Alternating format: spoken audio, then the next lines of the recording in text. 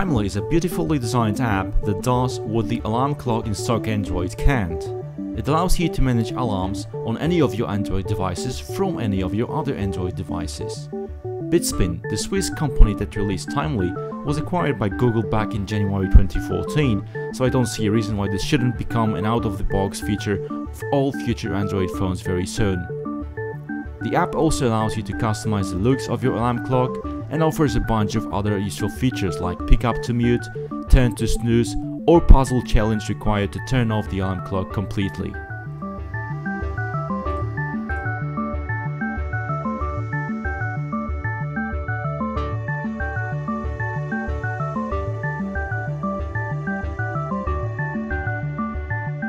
If you have ever used Android, you know it takes just a few hours of moderate use to clutter your recent apps tray with dozens of useless icons. I've always thought that multitasking is a great thing, but in phones it's usually limited to just a few apps from which you paste content to another app. And anything beyond this is just lingering around in your recent apps tray. I hope Android will get the functionality to close all recent apps after, for example, 1 hour. That would be great. On Android, you can swipe from the home icon to access Google Now, but this feature is neither faster nor more convenient than the swipe left from home screen, which essentially is the same thing. The swipe from home gesture is not a bad idea per se, but I would really welcome a possibility to customize what it does.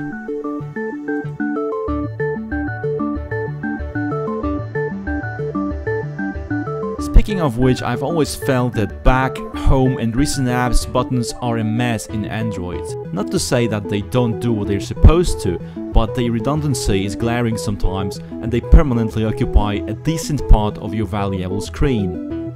Google should take notes from Apple devices where all commands like Home, recent apps and Siri are managed by just one button. This is what I call economy.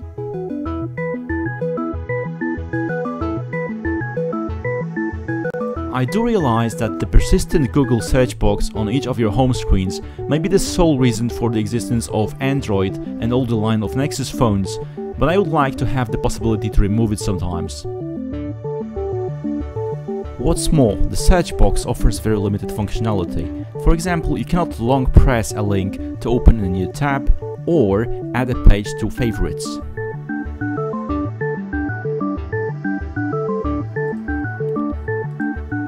Blocking unwanted calls and text messages is among my personal top in the list of most wanted features. I'd like to see it in Android L. Google's home screen buttons layout is pretty inconsistent. Why are the bottom line icons slightly smaller than the upper ones? Come on, Google. How about texting not only from your phone, but from any of your compatible devices that you're using? Well, this is possible with an application called MySMS, but I would like the feature coming to stock Android very soon. MySMS allows cross-device texting, including your PC.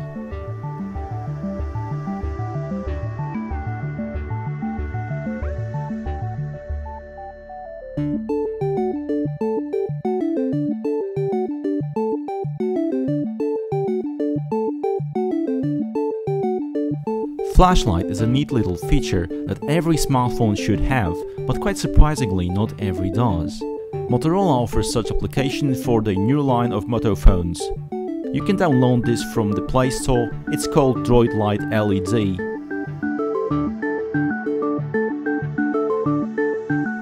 Google's line of Motorola phones have been blessed with a slew of new features which, although incredibly simple and useful, never made their way to the line of Nexus devices.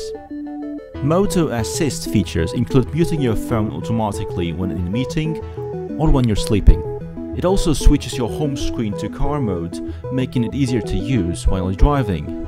I'm really looking forward to these features in Android L. If you have used your Android smartphone for at least a year, chances are that you have accumulated a substantial amount of Wi-Fi passwords. I hope that the new Android L will offer Wi-Fi password backup and synchronization across your other devices, so that you can enter the password only once and have it shared across all your other devices.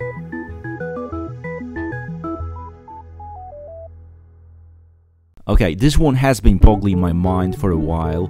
Why are there two individual apps for basically the same thing? This is beyond me. In theory, the gallery handles images on your device and photos is for online stuff, but I hope Google will be able to merge these two seamlessly into one simple and clean application.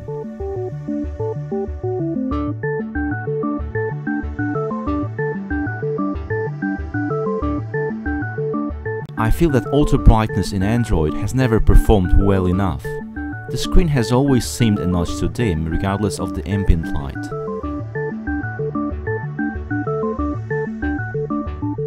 Auto-rotate function has consistently been missing from quick settings in Nexus 4. Why is Google so resistant to countless user requests begging to include it? Luckily, recent reports on Android L show that we could expect this feature on our next iPhones very soon.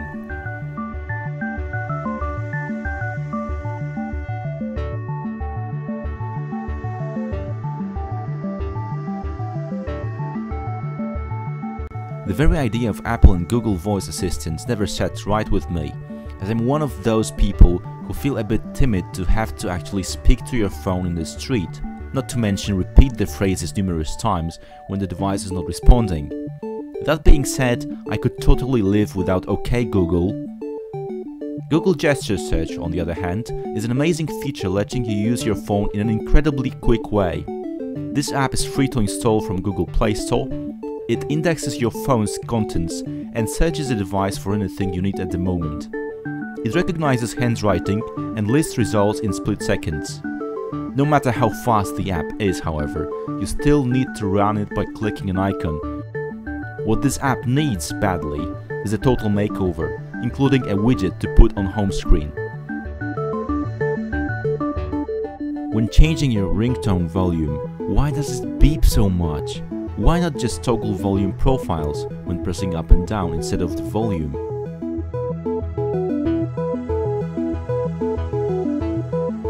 In Android, simultaneous pressing and holding volume down and power buttons takes a screenshot, which is a nice feature, but I'm really looking forward to a possibility to capture phone screen video in a similar way, like the recent Cyanogenmod phones do.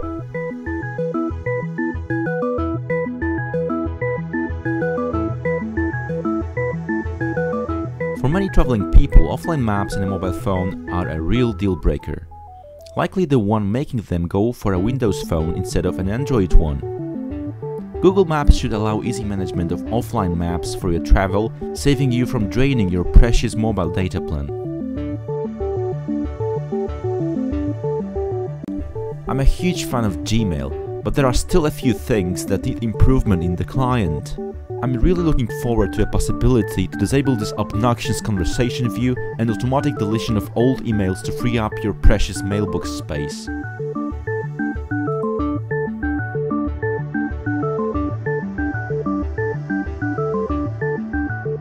YouTube used to have a function that buffered your favorite videos for future watching, which saved your precious data plan. This feature has been missing for some time and I really don't know why. I really miss it.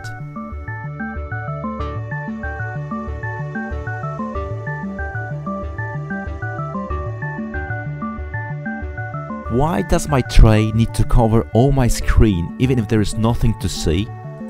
This definitely needs some transparency.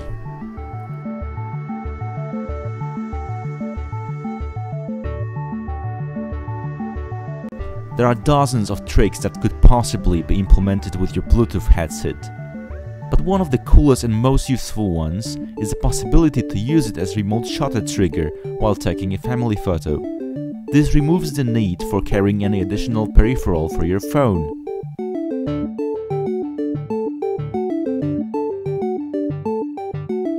I really love what ebook reader apps do with your phone screen. They enter the immersive mode, hiding these horrid Android on-screen buttons and letting you enjoy the entirety of the beautiful screen. I'm really looking forward to a cross-system immersive mode, hiding the buttons whenever possible and minimizing the need to display them.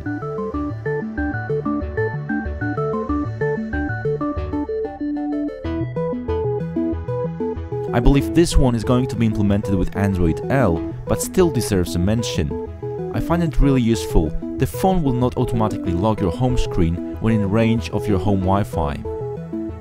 Another one that I find quite interesting is additional kind of lock screen, one that requires you to tap particular rhythm pattern to unlock your phone. Battery management in Android is not bad, letting you track the most power-hungry apps and power consumption in time, but there is still much to be done. For example, a special mode that would throttle the phone's power consumption to a bare minimum when the screen is off.